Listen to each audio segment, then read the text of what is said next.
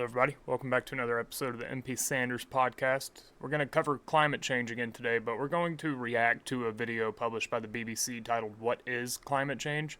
And we're going to listen to it, react to it, analyze some of the claims they make, and see if we can sort of add to it or point out some of the errors made.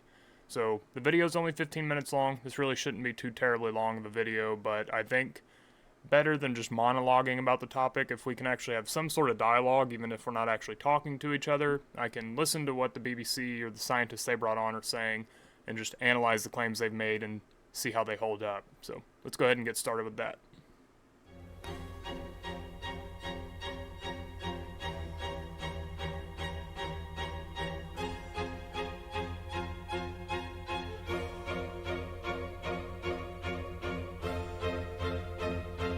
So we're going to use a similar format to the one I used when reacting to the questions atheists can't answer video. So I'm going to have their video up on the screen here. You guys will be able to hear it, and I'll pause it and add to it whenever I feel like it's necessary. So here we go. Alright, sorry about that. Got the audio fixed. You can hear it in my headset, so let's go ahead and get started now. Hello and welcome to The Climate Question. I'm Jordan Dunbar. We're a weekly podcast from the BBC World Service, and we speak to experts, activists, businesses and reporters from all over the world about the biggest issues when it comes to climate change. It's always interesting. Really looks like a James Bond film. I'm slightly nervous. We're standing on top of the reactor. Atoms are being split. Minds are being blown. And sometimes slightly unexpected. You okay? It's gone now. All right, I just Okay. threw it back into the water. That was some kind of sea creature came for you. Yeah. In this special episode, I'm joined by experts and friends of our show to answer one of the most commonly searched questions. What is climate change? Okay, we've got Dr. Rose Matiso. Rose, what do you do? I'm the research director at the Energy for Growth Hub. I work on energy and climate, technology and policy in developing countries. Dr. Zeke Housefather, what do you do? I'm a research scientist at Berkeley Earth, which helps produce one of the global temperature records. Adam, complete the trio. Adam Levy. My surname is pronounced Levy, like leave me alone. So I suppose climate scientist and YouTuber. Thanks, guys. Okay, a lot of people are too afraid to ask the really simple questions when it comes to big news stories, as they don't want to look stupid. But not me. Think of me as an inquisitive 5-year-old. I'm just going to keep asking why on your behalf.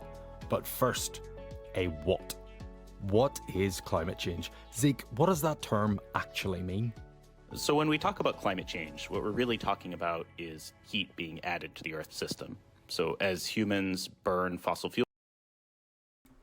Okay, that is most definitely not what we are talking about when we talk about climate change.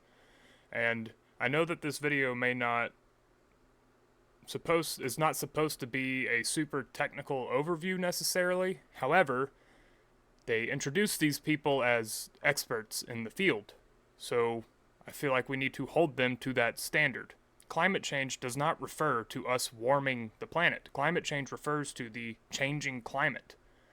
When we talk about the Younger Dryas, we're talking about climate change. When we're talking about the Little Ice Age, we're talking about climate change. And both of those were cooling spells, right? You have the medieval warm period and the Minoan warm period, neither of which were caused by humans.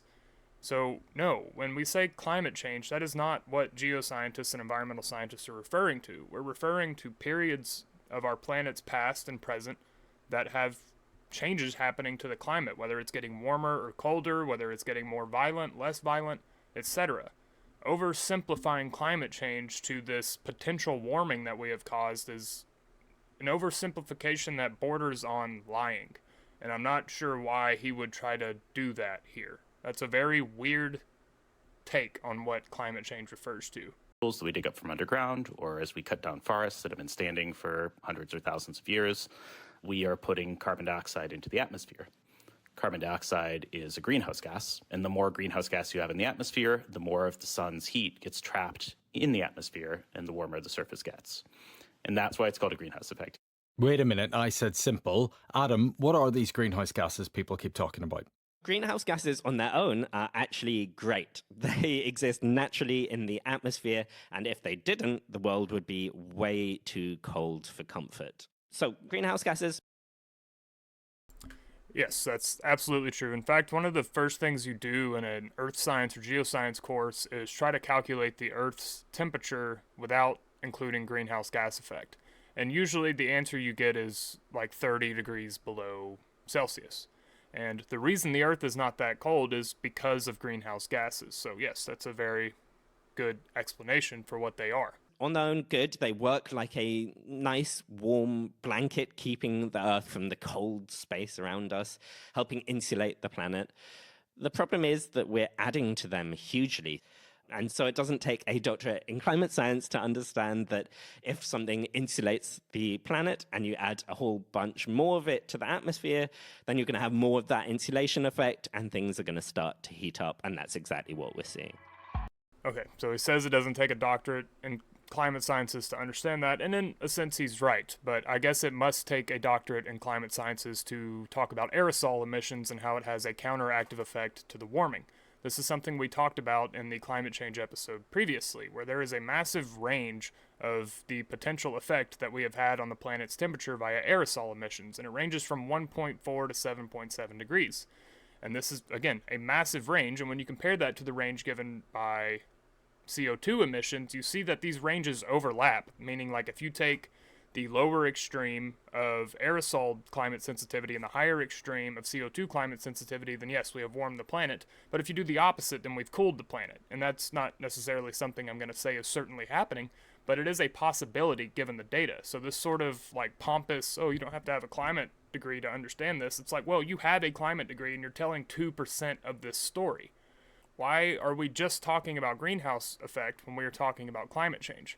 I think the reason for that is that he has tried to set this up as climate change meaning global warming rather than climate change meaning climate change. This is a much more complex topic than just talking about CO2. And another way we can look at this is the forcing difference. And forcing is essentially the energy differential that humans have caused via their activity. And you can look at CO2 forcing, which is up on the screen here. This is from the latest IPCC report. And you can look at the forcing from aerosol emissions. And again, you see this overlap where there is a possibility, given the uncertainty in the data, that we have actually negated some energy due to our aerosol emissions, which reflect sunlight back into the atmosphere. So this sort of attitude of, oh, you don't have to be an expert to understand this is just annoying, especially when the expert is only telling 2% of the story about what's going on. CO2 is not the only greenhouse gas, first off. There's multiple greenhouse gases, including water vapor and methane. And we have increased methane concentrations in the atmosphere, and they have 30 times the heat trapping ability as CO2. But methane doesn't last as long as the atmosphere. I went over all this in the last episode, so if you want a deeper dive than this, go watch that last episode. It's just this attitude that bothers me. It's like, if you want to have this sort of incredulous, pompous attitude, why don't you actually give the correct definition of climate change to start? And then why don't you actually try to tell more of the story than just CO2 emissions? That is misleading at best. There's been so much coverage of climate change and this global warming. You'd think this is something would have changed by now. Another basic question: why haven't we just stopped adding to this nice warm blanket? All of the systems that underpin our lives, so how we produce food to eat, how we create energy to heat our homes. Oh, another thing, just real quick. Earlier he said that we have added to CO2 concentrations massively. And in a sense, that is true. We've about doubled concentrations in the atmosphere since we started emitting it very often. But if you look at the history of the planet, we have some of the lowest CO2 concentrations ever recorded in the geologic record, and that is after our emissions. Right now, only 0.04% of the atmosphere is CO2, and if you look at this graph, this is over the course of 500 million years, it was a very different story, not too long ago, geologically speaking. In fact, we were in such a CO2 drought that there's a lot of evidence that plant life would have started to struggle to stay alive if we would not have started emitting this CO2. Now, that isn't to try to excuse the other damages we've caused, but it is a little bit of context. And since we've started emitting CO2, you see what's called the global greening taking place, where there has been a 20% increase in plant life in semi-arid areas, and all over the earth, it's greener. There are more trees and plants now than at any point in human history. And it's because, at least in part, due to our CO2 emissions. How we create electricity to power our devices and our machines, how we fuel our cars. All of these processes require energy inputs. I focus on the energy sector. The energy sector is the biggest part of the problems. How we produce and use energy is really a massive chunk of it. And so for the most part, historically, we burn fossil fuels to produce energy, whether it's heat, whether it's electricity, whether it's fuel. So think of your petrol or your jet fuel. Fossil fuels are essentially remains from plants and animals from millions of years ago under heat and pressure and time, create really efficient sources of energy. And so we burn them and we can create heat and electricity and everything, but then we also produce carbon dioxide as a side effect. Some people will be thinking, I like hot weather. What is so bad about the world heating up?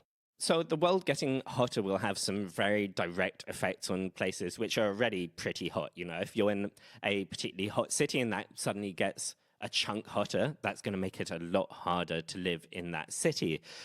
But beyond that, around the world, we're seeing a whole host of really scary impacts of climate change already happening today. For example, climate change is turbocharging all sorts of extreme weather events, whether that's things like heat waves, floods, droughts, wildfires.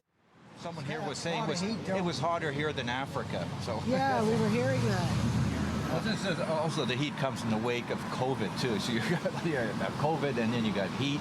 Yeah, it's almost biblical. Got to bring COVID up the for some effects reason. that Adam mentioned are terrible. Floods, droughts, and wildfires. But it's not clear to me how the Earth warming would actually create them. It's why time again? Explain to me how the world getting warmer causes floods. That seems to be the opposite of what. Okay, well, the general answer to that is more energy and heat in the atmosphere can allow it to store more moisture, which is what these guys are about to get into. And when there's more energy in the atmosphere, theoretically, you're going to have more powerful storms because they have more energy to take advantage of. But there is a little bit of uncertainty with this claim, especially when you look at some more like paleometeorology data. There's a decent amount of evidence that storms were more powerful during the Pleistocene and the Little Ice Age. So it's not necessarily a straight line between warm equals more powerful storms. And we know this now, because one thing a lot of climate scientists or climate change advocates talk about all the time is that the last however many years have had some of the hottest on record. Even though that's true, there has been no change on a centennial timescale in hurricane strength or frequency. So it's not as simple as saying the Earth is hotter, therefore the storms are more powerful. However, you can probably make the argument, and I think the data support this pretty well, that the warmer the planet gets, the more extreme river flooding can get. And this is for various different reasons, and I know they talk about one in a minute, and that is the thermal expansion of water. It'll take up more space the warmer it is, obviously. And it will also store more moisture in the atmosphere, which can lead to more rainfall, which can lead to higher flooding percentages. But this isn't necessarily the same as saying storms are more powerful. And then you also have the issue of the wildfires, where if we're storing more moisture in the atmosphere and we're raining more often, you're having to draw this weird line to wildfires. I would have thought would happen. So a hotter atmosphere works like a more effective sponge. It can hold more water. And that means when you have really heavy downpour events, there's actually just more water there in the atmosphere waiting to be rained out. And so when it rains, it pours. On the climate question, we have seen firsthand the effects that these impacts can have. Notice how he completely ignored the wildfire part of that question. And the reason is because we don't really know. We don't have an established mechanism for how climate change is changing wildfire density or severity or frequency. And he just ignored that whole part of the question. We go around the world to speak with people on the front line of climate change. Floods have destroyed much of my country, Pakistan. The waters have killed some 1,500 people and displaced millions. So sea levels rising, there's actually a couple different factors driven by climate change that cause that. One very simple one that people don't often appreciate is that as the oceans warm water takes up more space than cold water. And so you get this thing called thermal expansion where... And this sounds kind of weird and sort of counterintuitive, but this happens with every substance. Warmer substances expand. That's why potholes are so common in places with a lot of wild temperature ranges, because if you go from really, really cold to you don't even have to get really hot. If you go from 20 degrees to 75 degrees within the span of a week, which happens pretty often in certain parts of the United States, the concrete's going to expand and contract, and it will start cracking and breaking, leading to massive, potentially damaging and even life-threatening potholes take over parts of the road.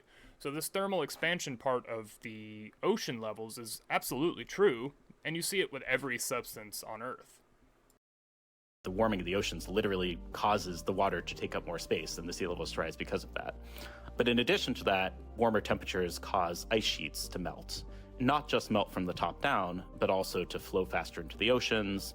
And we've already seen a huge increase in the rate of ice loss from Greenland in particular, but also parts of Antarctica over the last few decades. Yes, we have seen an increase in water loss and ice mass on these two big ice sheets, in Greenland and Antarctica in the past few decades. But if you look at it throughout the course of the entire Holocene, which is much more appropriate when talking about climate change than focusing on the past 30, 40 years, when you focus on the last 10,000 years of stable climate epoch, then you see that we don't have higher sea levels than we did in the early to mid-Holocene, and that we have less ice coverage than we did in the early to mid-Holocene, particularly in Antarctica. And the reason that we have had this massive expansion of ice mass and this lowering of sea levels to the mid to late Holocene was because of what's called the Little Ice Age. And I talked a little bit about this in the other episode recently. The Little Ice Age was the coldest the planet had been in the past 10,000 years.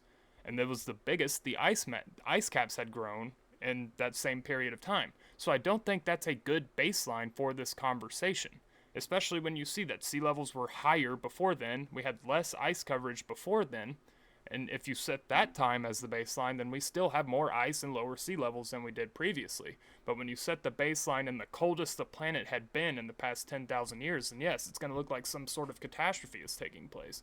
But if the baseline is set a few thousand years before that, there's nothing of note happening right now. And so that's been increasingly driving the sea level rise that we've been seeing globally.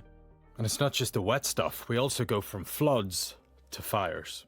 Some parts of the world are also experiencing more drought as more water gets carried away from those areas. And so if you have hotter and drier vegetation, if a fire starts, it's easier for that fire to find enough fuel to grow bigger and to spread much more rapidly and much more widely. Okay. I spoke too soon. He did end up talking about wildfires, but he didn't give a mechanism as to how our activity or climate change is supposedly driving this moisture carrying, right? Just because moisture is being carried away from areas, that's happened forever. And he didn't provide any evidence to suppose that it's happening more or more extremely now due to our activity, but they still don't have a problem contributing this to supposedly man-caused modern climate change. And again, I made a deep episode on this the other day. I am not saying that humans don't play a role in this, but I'm saying given the data we have right now, it is impossible to determine the role we play. And it's not saying we're not the driving force, but I'm not saying we are either. The uncertainty in the data do not give us the ability to make a definitive statement regarding that. And one of the reasons I harp on this so much is because if we're going to say, why aren't we stopping this? We're causing the ice to be melting. What happens if we take all of these steps that these people want us to take to stop this and nothing changes? Are we going to skyrocket energy prices, derail parts of our society in a hypothetical attempt to save the planet in the future, and when it doesn't do anything, what happens then? We need to actually establish what's taking place right now. Now, I'm not saying we shouldn't behave in a way. We should probably assume that we're playing a big role and try to have a slow, steady, deliberate process of lowering our impact on the warming. But taking the approach that we are the definitive cause and that we need to take action now causes damage. And you can see this in countries who have tried to move away from coal too quickly and move towards net zero. The countries that have tried to primarily support their energy via renewables like wind and solar, on average, have the highest energy prices in the world. And that is not something to overlook. Doing this literally leads to excess deaths and displacement in poor people because they can't afford the energy. So we need to actually determine whether or not this is a reasonable casualty to take for saving the future planet. You know, I understand the argument. It's like, maybe this is going to suck for some people now, but if we don't do anything, it will suck for more people in the future. That is a reasonable, albeit tragic, argument to make, but you need to actually prove that is the case before we start accepting these casualties. And no one has been able to prove that because, given the data uncertainty, it is impossible to prove that at this time. Some people will be listening and thinking, that all sounds terrible, but it hasn't hit them yet. Life is busy. There's constantly things on the news to be worried about, but climate change will affect all of us. Europe, for example, a lot of regions around the Mediterranean could potentially become too hot for people to live in the way that they currently live in these regions. But heat waves don't just affect regions we currently associate as hot. Extreme heat is already affecting different parts of the world over today. And in fact, heat waves in the last couple of years in Western Europe have claimed many thousands of lives. And these are relatively rich, relatively cool parts of the world. Yes, that is true, and obviously as the planet warms, heat waves will become more severe. However, one of the main reasons you see so many deaths in these areas is because air conditioning is not widespread in those areas. They are dealing with temperatures that people would be slightly uncomfortable with in the southern United States, but very few people die from it here because we have air conditioning in literally every building you go inside of. That is not the case in a lot of these European countries, particularly northern European countries, because it has been so cold there historically that it wasn't a cost that they had to endure to keep their people alive. Now it's coming to the point where that needs to be a conversation that's had. They need to start rolling out widespread air conditioning in every building, and you can also look at their architecture. Their architecture literally sort of traps heat in their buildings.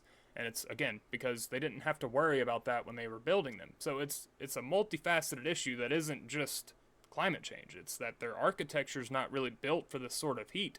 And we need to start changing that architecture so these people stop dying in such large numbers when it gets hot over there. If you then extrapolate that to parts of the world which are really hot already, for example, certain Middle Eastern countries, then you're risking these countries simply becoming too hot for habitation in coming years. Sea level rise will affect... That is debatable. This is a common claim you hear that if we keep warming, the Earth, or at least parts of the Earth, will become uninhabitable.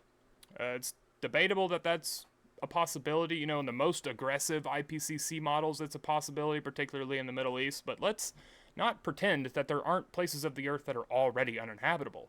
And it actually probably won't grow that much, considering as it gets warmer, the places that are too cold to habitat right now will start to become habitable. And you're just going to have to move. And this isn't like, oh, we should just keep emitting CO2 and just move at some point. It's more just a realistic assessment of the problem. If the climate is changing, whether it's our cause or not, we will have to adapt to the changing climate. You know, humans have been doing this for a long time. We adapted to the Holocene after we spent all of our existence in the Pleistocene, where the climate was extremely unstable. You had Dansgaard-Oster events with 5 to 15 degree temperature increases in less than 25 years. We experienced the Younger Dryas and the Balling-Alarod. And now we adapted to the Holocene and we're able to settle down and create civilization and et cetera, et cetera, et cetera. We're going to have to do that, again, regardless of what the cause of climate change is. Again, this isn't an excuse to keep emitting CO2 recklessly, but it is just, what else would you have us do? Just stop emitting CO2 and pretend everything's fine and not have to move or adapt in any way? So I understand what they're saying.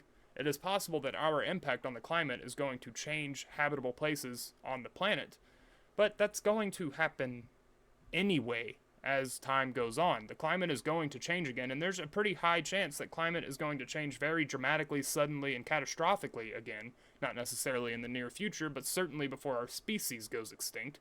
And so we're going to have to find ways to adapt to this and change with the environment. Coastal regions, but particularly vulnerable to sea level rise, are countries which we call low-lying island nations, which are islands which aren't that high above sea level. And if we can't control climate change, we're looking at these nations effectively ceasing to exist, the people who live in them needing to relocate their way of life, being extinguished by climate change. Yes, that's absolutely a problem with sea level rise. You got places like New Orleans that are below sea level that are built on river deltas. That will not be a good place to live if ocean levels keep rising, particularly if they return to early Holocene levels. So, yeah, that's going to be another adaptation we have to make, whether it's building very structurally sound, effective seawalls or actually moving large portions of our population to other areas more inland. The relocation of people would probably be rather hard to do and quite destructive to our economy in a lot of ways, but we're going to have to figure something out eventually regardless. So we need to start planning that, and we also need to start having conversations about why we're building so much expensive shit in areas like that to begin with, right? If we know hurricanes happen, we know sea level is rising, how about we stop making plans to build multi-million-dollar facilities and houses and things like that in these areas and just start planning that we're going to have to make changes regardless. Modern life depends on energy, electricity, or fuel. As Rose mentioned, the problem is the system that underpins nearly all of our life. So do we just stop, doing everything? Obviously, we need to continue to, run our factories and power transportation systems that can get us from A to B. Just because there's climate change doesn't mean that we stop needing to eat or to work or to create things that underpin our modern existence, right? And so the opportunity is that there are kind of cleaner, more efficient, better ways to create energy, right? And so, for example, in electricity sector, so instead of the traditional power plant that say uses coal, which is a very kind of extremely polluting fuel, burns coal to create electricity, we can make electricity from the sun using solar panels. Or we can make electricity with wind turbines, right? But the pace of technological change is really, really exciting. Similarly for transportation, so instead of... Okay, before she gets on to transportation, let's talk about these wind turbines and solar panels for a second. To start, I cannot understand why climate activists are not on board with nuclear. It is the most efficient form of energy. It is the most reliable form of energy. It has the least carbon density per unit of energy produced, yet they never bring it up. They always talk about these things. And the fact is, wind and solar are unreliable, they're inefficient, and they are costly. Right? Solar panels, the price of them per unit of energy produced has gone down. However, the amount of times that you have to maintain and rebuild solar panels and wind turbines outweigh a lot of the benefits they produce. Now, granted, they produce renewable energy. Like, we don't have to necessarily put a lot in besides the construction and maintenance of them. Where coal, we have to constantly have carbon fossil fuels to burn.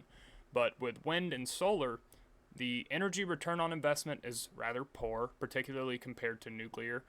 You have this issue of needing two fully operational grids built and in place at the same time when you rely on wind and solar, because there are times where the sun doesn't shine and the wind doesn't blow. And our batteries are only functional right now for about 8 hours when going full power, even when they're fully charged. So that's not good enough. So this insistence that we need to move to these really inefficient and unreliable energy sources when we have nuclear in the background has always confused me. And I still have not figured that out. We should not be moving to wind and solar. They should be used as supplementary energy sources for, like, ranches and houses and things like that. But in no world should we be relying on them as our primary source of energy for city-wide grids. They're too unreliable, their return on investment's too low, and they're too inefficient, and our batteries aren't good enough. Nuclear solves all of these problems. It solves CO2 emissions, it is extremely efficient, and it is extremely reliable, and the maintenance is not that high. Nuclear power plants last a very, very long time after they're built. They don't need to have new propellers or whatever wind turbines need put on very often. They don't have to be replaced after a hailstorm like solar panels do. It is just the better option. And I don't understand why that isn't the first thing climate activists jump on when they say, what do we replace coal with? It should be nuclear, not wind and solar. Putting petrol in your cars. Now we have electric vehicles, and there's a lot of innovation around that. The way we're designing our cities to reduce the need for driving, folks are biking, walking, public transit. There are just all of these great approaches that we're taking to try and reduce our reliance on fossil fuels. Lots of changes are already happening, and we'll each have seen technology improving in our own lives. So why are some people saying, actually, it's too late for solar panels or for electric vehicles, that the world will warm to the point where we can't live in it?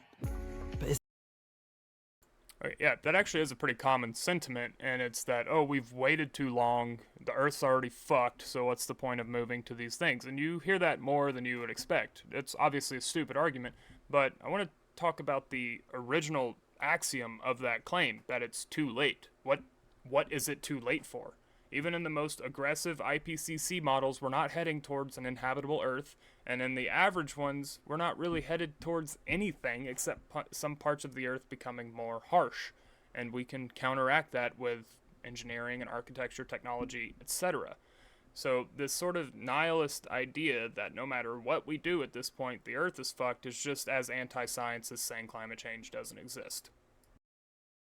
Is that right? Is it too late? Climate change isn't like that. Climate change, I always say, is more like getting punched in the face. It doesn't matter how long you've been being punched in the face, you still want that punching to stop. And so, say you set a limit for, okay, I only want to be punched 10 times, anything more than that would be a catastrophe. Okay, now you've been punched 11 times. Well, 12 punches is still worse than 11, and 13 is still worse than 12. And so throwing Weird analogy, but I agree with what he's saying. our hands up in there and saying, oh, it's too late now, that's just not good enough. There's still so much we can do to stop punching ourselves in the face. We are ultimately in control of our climate destiny. The primary thing we can do to stop punching ourselves in the face is implement nuclear energy. We can decide if we're going to have 1.5 degrees warming this century or 5 degrees warming this century. He has no evidence for that. That is a nonsensical claim. We have no idea what we're able to decide in terms of the warming right now, and it revolves around the uncertainty I pointed out earlier. We can look at IPCC models like the one on the screen and see that there are enormous margins of error here, and it's because we don't actually have a quantitative, definitive explanation for what's happening right now. And here is one example of that. The Earth started warming before we started emitting CO2. The Little Ice Age ended, and temperatures were increasing before our greenhouse gas emissions became widespread. So what makes him think that we can decide how much it warms when it was warming before we did anything? You know, this attitude is also anti-science to a very high degree. We don't know what we can control right now. There's a possibility we can't control anything. And there's a possibility that we're making it much worse, or the driving force as well. I'm not denying that. But what I am saying is that we have put a lot of aerosols into the air that reflect light and cool the planet down. And this works the same way volcanic winters work. You know, when enormous volcanic eruptions like Yellowstone or Toba take place, they spit a lot of aerosol and ash into the atmosphere, which reflects sunlight and cools the planet down. That's what our aerosols are doing right now. So this dude pretending that we can just stop CO2 emissions and change it from 5-degree warming to 1.2 is nonsense, and he actually has zero evidence for that claim that is reliable, which is why he didn't provide any evidence for the claim. Or somewhere in between. And one thing that the climate science is pretty clear on is that every 1/10 of a degree matters. There's no threshold where... That is true, but what the climate science is not in agreement upon is what's causing the warming. We have an effect on the warming, but what caused the medieval warm period? This is something else that I like to talk about, is that every single climate change that we study has a controversial mechanism, meaning we don't have a settled reason as to why it happened. We don't know why the end of the Younger Dryas saw an 18-degree temperature Fahrenheit, 10 degrees Celsius increase in less than 30 years. We don't know why the Minoan warming period saw higher temperatures in Europe than we see today. We don't know why the Holocene had higher sea levels and less ice mass than it does today. We don't know why the Little Ice Age started. There's some ideas of a volcano being the cause, and that could be it. But we are not necessarily settled on that at all. We don't know what caused the medieval warming period. But when it comes to this climate change and this warming, we're supposed to believe that we have it all settled and we know exactly what's going on. That's not the case. And if you read the IPCC reports, the uncertainty is pretty clear with how much cooling and warming we've caused. So again, yeah, every tenth of a degree matters, but the cause of it is not settled at all. It only seems settled to journalists and non-scientists talking about this, but the papers on the topic and technical science papers in prestigious journals and in IPCC reports convey a significant amount of uncertainty in what the driving cause is. And the IPCC is absolutely the most reliable form of information on this, but you do have to consider something else, and it's that the only reason that climate panel was ever created was to establish and find evidence for the fact that humans are warming the planet, and we absolutely are. So there's this common claim about like 98% of scientists think that humans are warming the environment. We are warming the environment. That's why you see that discrepancy. But why don't you ask any of these climate scientists how much, with a definitive quantitative number, how much we have warmed the environment? You will not get a single answer because we don't know. And the reason we don't know is because the data are uncertain, and since we don't know, it is impossible to say how much warming we can prevent as well. We go from everything being fine to climate change spiraling out of control and the end of the world. It's not like 1.4 degrees centigrade globally is great and 1.6 degrees is an apocalyptic hellscape. Rather, it gets progressively worse the more warming we have. And in many ways, the more warming we get, the more worse it gets. And so if we do end up stuck in a world of 1.8 degrees or even 2 degrees, it becomes all the more important not to end up at 2.1 degrees or 2.5 degrees. Yes, I completely agree. We should try to lower our impact on this warming as much as possible. And 2.1 degree temperature rise is worse than 2.0. But we shouldn't pretend that we have the certain ability to prevent this warming, because we don't know. Now, again, I feel like I have to say this so many times because having this conversation is so, like, controversial or whatever. I am not in any way saying that we don't need to clean up our act. We damage this planet in a lot of ways, and we need to move to nuclear energy so we stop putting a blanket in the atmosphere so we can minimize our impact on this warming as much as possible. There's no point at which it's too late. For me, after hearing all this, there is just one question that I have. What can I do to make a difference? Go and vote. Get engaged in your politics at the local level, at the national level. Get involved. And I know it seems almost like a silly thing to say, but I cannot emphasize how important it is to vote, because the people that you vote in, policymakers, legislators, they have so much sway over how we tackle climate change, right? And so all of this stuff is really decided. They have a lot of sway on how we treat the environment, but I guarantee you, if I asked this woman what would happen to the warming if we stopped all CO2 emissions, she would not be able to give me a reliable answer, again, because we don't know, right? So this idea that, oh, you got to vote the right politicians into office and the planet will stop warming and everything will be great and perfect in the environment is fucking nonsense. Now, that isn't to say some politicians aren't sort of on the track of almost like seemingly making it worse on purpose just to prove a point. That is absolutely true, and those people should be avoided and criticized, etc., etc. But this idea that if we elect the right people, the planet is going to stop warming and somehow we can fix this whole issue is just stupid. At the level of policy, and behind policy are politicians. And I know they're not always our favorite people, but that's on us because we pick them. And so I just say, always get engaged, do your civic duty, read up on the candidates. I agree. Make sure that people that are getting voted into power are people who have, practical solutions, understand the issues. Every pet is different, so Lemonade lets you customize your policy to give yours the coverage they actually Thought I'd need. skip this ad too. There we go. Just And didn't that's skip actually all a of my question we content. get asked a lot on the podcast, and you can hear an entire episode on changes you can make to help. Find it wherever you get your podcasts. Adam, please tell me things are changing for the better, or there's at least some hope. I would say there are two. Things are absolutely changing for the better. I don't remember what he's about to say, but we are at the first point in human history where we can actually do something about our CO2 emissions and not completely destroy our society in the process, because up until now, CO2 emissions has been a mechanism for survival. As the woman earlier said, it has powered our energy, our food supply, everything. So we needed it. There wasn't a realistic conversation that could be had about changing the way we treat CO2, but now we can have that conversation, and we're starting to change. Granted, some countries have gone too far, like the ones I mentioned earlier, but even in the United States, we have seen a pretty great increase in investments into renewables and lowering our CO2 output regarding coal plants and things of that nature. Now, again, the best way to solve this problem is to just use nuclear energy.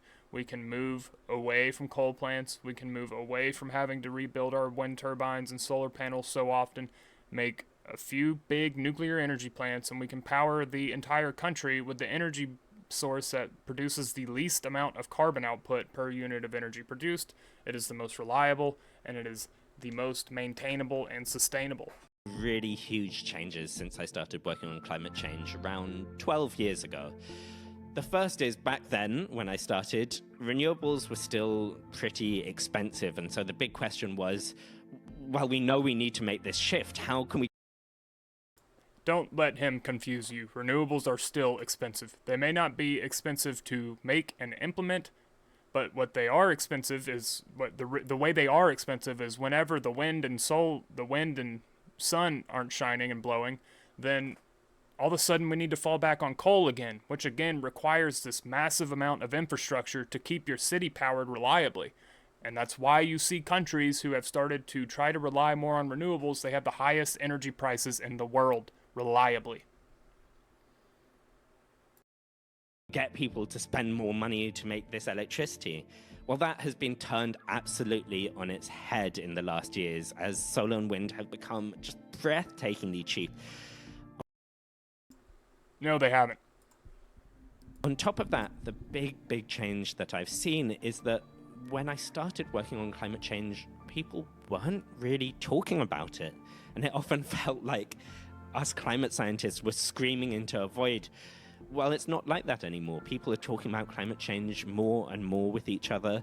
People are acting on climate change in their personal lives and pushing for climate action from governments, from companies. And climate change is now ranked world over as one of people's top concerns.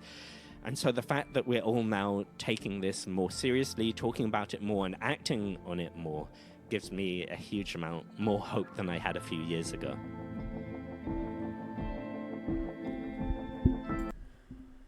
So that wraps up the video, and I totally agree. There should be optimism here. There should be a feeling of hope, because again, we have the technology and the knowledge and the ability to move away from coal now more so than we ever have before.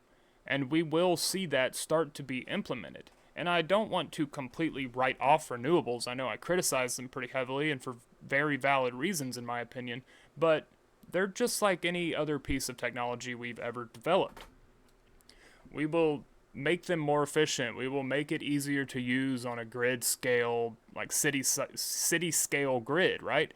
And so we don't need to write them off entirely, but we do need to acknowledge that we are not in a position to primarily rely on them for our energy source without hijacking energy prices.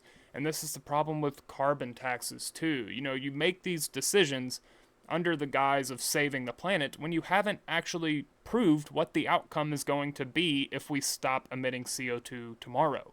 And that's a big problem when it involves policies that end up killing people, which is what raising energy prices does. And again, I know their video wasn't necessarily meant to be like a technical overview of climate change, And I didn't necessarily give a technical overview of climate change either, but my issue is that you're introducing these people as experts. They are calling themselves climate scientists, and they are. I'm not trying to discredit or disparage them in any way. They're absolutely scientists on this topic. But if you're going to play that card and play that game, then why aren't you being technical when you have this conversation? And I understand that the more technical information you provide, the more of a general understanding the person listening needs to be able to absorb and understand the information. So I'm not necessarily asking them to go into great detail about what environmental sensitivity, climate sensitivity, and environmental forcing is. However, I do expect them to be a little bit more clear about what climate change is than saying we are referring to the warming of the planet, because that is fucking nonsense. That's not what we're referring to when we talk about climate change. We are referring to a changing climate regardless of what the cause or change actually is. Again, I brought up Dansgaard Oster events. Those are climate changes. 20 plus of them took place during the Pleistocene. You talk about the Little Ice Age, that was a climate change. The bowling alley rod, anything you can name, they're climate change. The Permian Triassic extinction was caused by climate change. We are not just referring to the supposedly human-caused warming we are currently experiencing. So the last thing I'll say on this topic is, I said this in my video the other day, but it just needs to be said more often, and it's just the nature of human beings. We blame ourselves for everything, right? You see thousands of stories of floods. The floods were our fault. Our behavior caused God to throw down a wrath on us. And you have the stories of us sacrificing people to make it rain because we were convinced we weren't pleasing the gods enough and they were causing droughts on the planet, right? I don't see much of a psychological difference between that and what we're doing now. Right now we're saying, oh, this warming is our fault. Our bad behavior has caused this and we're being cursed by physics, right? I think that this is just what humans do historically. And that's why I brought up how controversial other climate changes in the past are. If you ask scientists what caused the Younger Dryas, you'll get a few different answers, whether it was a fragmentary comet impact, whether it was ice dams breaking, whether it was solar activity. We don't really have a defined explanation for that yet. Some hypotheses have more weight than others, but the same is true of the medieval warming period and the Minoan warming period and the Little Ice Age. We don't have definitive answers for any of these things, and that's not a criticism of environmental science. It's important to remember this science is still in its infancy. We haven't been studying this for very long at all, so it's not surprising that we don't have a lot of concrete answers on these things. But for whatever reason, this climate change taking place now, we absolutely have it established according to non-scientists who talk about it. And I just push back against that idea very strongly because we don't know what's happening right now. We know that we have a warming effect on the planet. We can't quantify it very well. We know we have a cooling effect on the planet. We can't quantify it very well. We know the planet started warming before we started contributing to it, and we can't quantify the cause of that warming well at all. So the uncertainty here is massive. And when we start pretending that we can prevent climate change by stopping CO2, that's when you start lying. And I don't understand why that attitude is so common, and I also don't understand why they are not spamming the nuclear energy button. So that'll do it for today. I just wanted to do another climate change episode because the last one did pretty good views-wise, and again, I wanted some sort of dialogue taking place. So again, I hope you learned something. I hope you enjoyed the episode. More will be coming soon, and I engage with every single comment posted on the channel right now, so if you have something you want to say, you disagree with something, want to ask a question, whatever, I'll respond as soon as I see it. So thank you guys very much, and y'all take it easy.